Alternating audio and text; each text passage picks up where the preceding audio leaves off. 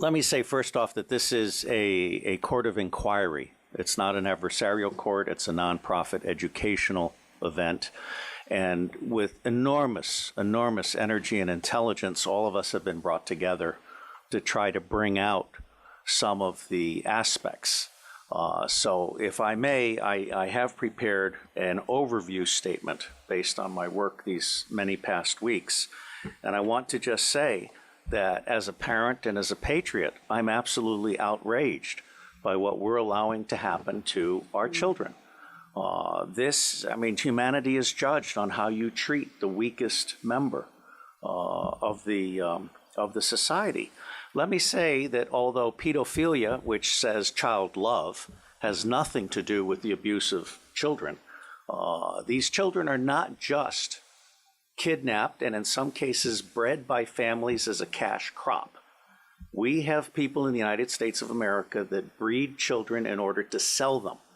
And when they are sold, they come without birth certificates, which means it's easier to kill them and have no one ask where they are.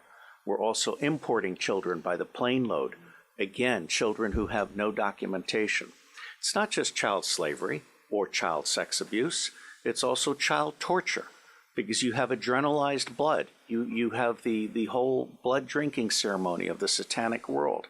It's also the use of children for harvesting body organs. We'll have the Falun Gong testimony tomorrow. One of the reasons that the Falun Gong are so popular is because they're so healthy, so that you can harvest their body organs and get the very best. And then you have ritual ceremonies and ritual murder, as well as incidental murder. I have been a spy. I'm out from undercover. I'm under a lifetime secrecy agreement. I absolutely tell you without doubt, I have no secrets that I can remember. If when I go to Iran soon, they can torture me, there's nothing there for them to get. But I know the system. I've been a spy all over the world. I have created the Marine Corps Intelligence Command. I have trained intelligence and law enforcement representatives, over 8,000 of them from across 66 countries. They're all, without exception, good people trapped in a bad system. And one of the most wonderful things that this court could achieve, now that we've had Pizzagate, for example, which opened people's mind, is we could achieve an opening of the public mind and an absolute imperative from the public to governments, including the U.S. government, which I think is the center of gravity in so many ways.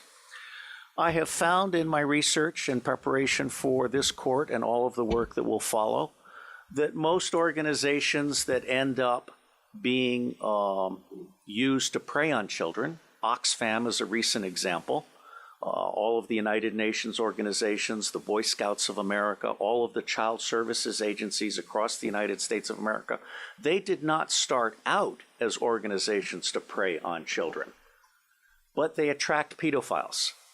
And ultimately, pedophiles end up rising in the ranks and controlling those organizations, so that an organization that initially started out in the service of children becomes an organization that is in fact hunting children. And one of our distinguished commissioners has written an absolutely wonderful book called Child Hunters, which I recommend to all of you as a brief on this. Governments are letting us all down. And I absolutely agree with the commissioner who brings forward the need to restore the sovereignty of we the people, because governments have become not only bureaucratized, but they are now the servants of the deep state, of the banks. And if I may, the deep state is not the same as the shadow government. As I say, every organization is 90% good people trapped in a bad system. It's the highest 10% that is generally the rogue killer element. The shadow government is generally politicians. I won't speak to England, but in the United States of America, we have a two-party tyranny, which disenfranchises 70% of the public. And so they run this chimera of an election process. One of the problems with computers is they're too easily manipulated. In the United States of America, elections are decided before the first vote is cast. The electronic voting machines are essentially fraudulent machines, just as computers can record a fraudulent judgment that sticks with you forever, or make a child vanish. I am concerned because most of these organizations dealing with children don't have counterintelligence protection. They're not vetting the people that are moving up in the ranks. And the government is allowing that to happen. So what you have essentially is the pedophiles generally appear to be the most wonderful, sociable people. You know, let Sally sit on Uncle John's lap because he's such a loving uncle. Unbeknownst to people, Uncle John is actually a predator. We're not doing the counterintelligence at the local level, the province level, or the national level. It's absolutely essential that we begin to talk about this openly. And while we are not a law enforcement commission, we can in fact turn information over to law enforcement. And I believe we will render a signal service to the people of Great Britain and to other countries by being a magnet for information. It's been my experience that when you put out one piece of free information, it attracts 100 pieces of information from others, of which 10 are priceless. So there's a 10-to-1 return on investment. And this commission seeks to create an online library and some other things that I'll talk about in a moment. And I believe we will serve as a magnet, a hub, a catalyst for a new emerging global consciousness about pedophilia and all of its aspects. There is great cause for alarm. There are two great causes for alarm beyond the actual fact of pedophilia and its existence, which, as His Grace has pointed out, has gone on for centuries. First, the elite appear to be seeking to infect local and provincial law enforcement officers with a taste for pedophilia. There appears to be a very deliberate attempt to push this interest in pedophile movies, including movies that include bestiality. I'm very concerned because we're seeing some snuff movies now, and we're seeing some movies in which military war dogs are raping children, including toddlers. And these movies may have come out of the American occupation of Afghanistan and the boredom of U.S. Army and Marine Corps troops, where in Afghanistan, pedophilia is common. It's a standard practice at the village level. But military war dogs plus common pedophilia and video cameras, which every U.S. soldier and Marine has, is a very, very toxic combination. And I'm seeing direct evidence that that is one of the most horrible things that's come out of Afghanistan in recent years. Now, let me also tell you that we have a second concern, and the witness has really most magnificently outlined asset stripping. The core message from this asset stripping is that the same machine that strips children from families strips wealth from those who are being preyed upon. Not just whistleblowers, but, as we'll hear on Wednesday, husbands stupid enough to try and hide their money by moving it offshore so that they don't have to share with their wife. What husbands do when they turn over their money to intermediaries who are part of this system is mark themselves as a target. They might as well paint a target on their forehead because they have now become prey for a system that recognizes people who are asking to be made destitute. Now, it's not my working assumption, but the working assumption yet to be proven that the totality of the children disappearing worldwide is toward 8 million people, toward 8 million children. In the United States of America, the acknowledged number, not counting the children being bred without birth certificates, not counting the children being imported without documentation, is between 600 and 800,000 a year. Now imagine Africa and East Asia and all these other locations. I personally believe that the number we want to try to document is rising well beyond the official figures, and we have yet to learn what the actual number is, okay? The other working assumption is how long do these children survive within this system? What I am hearing from the witnesses that I've talked to is 2 years. It may be longer. It may be 4 years, it may be 6 years, but by and large, these children are so abused. I mean, we're talking rapes by the hour and so forth, that they reach their expiration date within 2 years. And then they're murdered with impunity, or they're ritually murdered if that's what they've been bred for. So I think we need to document this. No one else has done this before in a systematic manner. This commission is rendering a signal service by seeking to do an overall view in the public interest. This will be a massive, massive undertaking.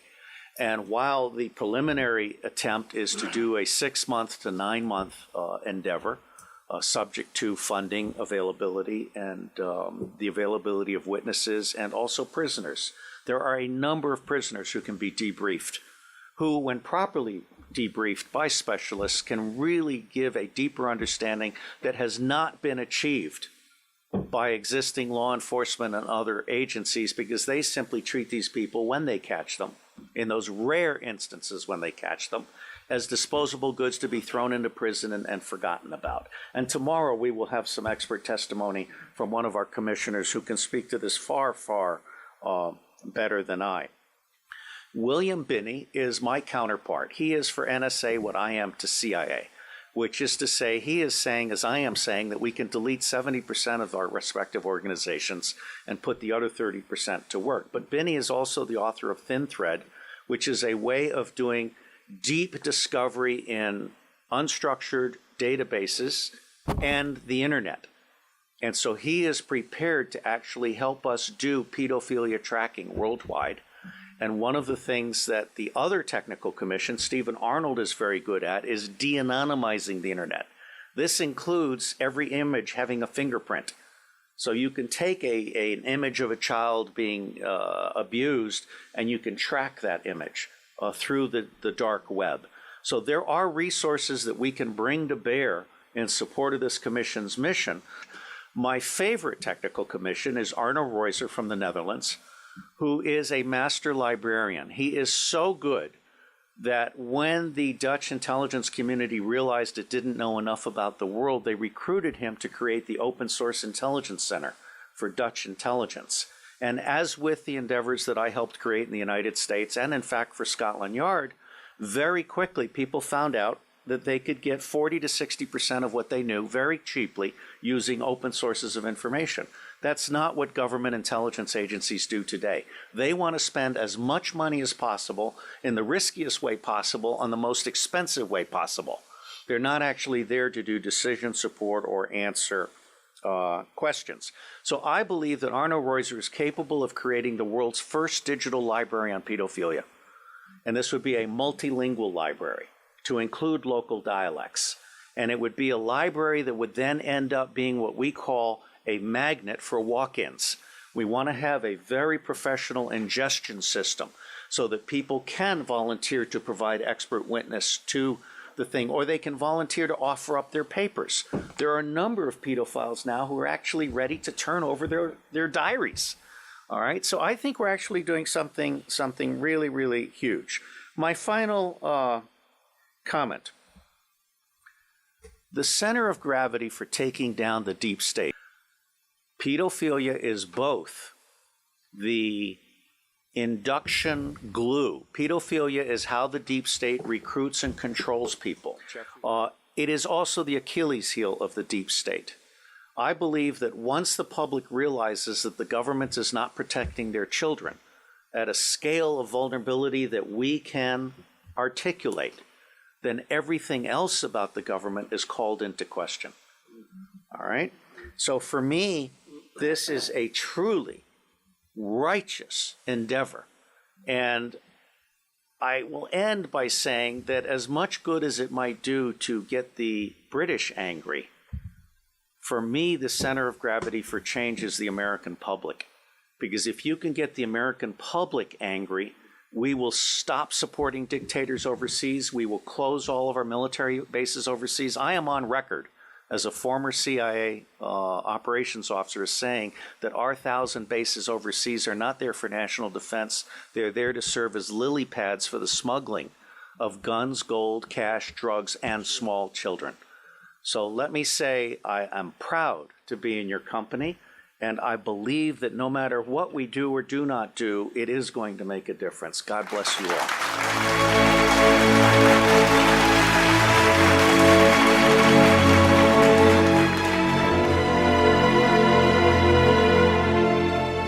We are the power behind the ITNJ. Add your voice. Sign the treaty.